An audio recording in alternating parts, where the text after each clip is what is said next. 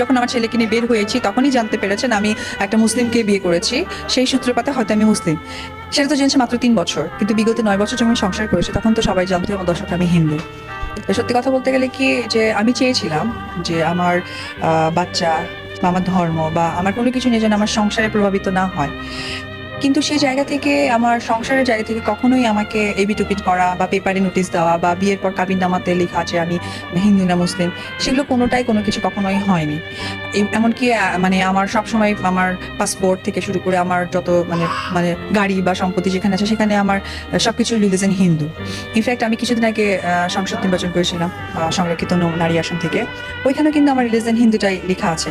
তো সেই জায়গা থেকে আমি তো হিন্দুই, কিন্তু আমি আসলে কোনো ব্যাপার নিয়ে কখনো মুখ খুলিনি, খুব সহজেই ওই সময় মুখ খুলি না। যেমন 9 বছর বিবাহিত জীবনে আমি মুখ খুলিনি, তারপর বাচ্চা নিয়ে ক্যারি করেছি তখন আমি মুখ খুলিনি, যখন যেটার প্রয়োজন হয়েছে তখন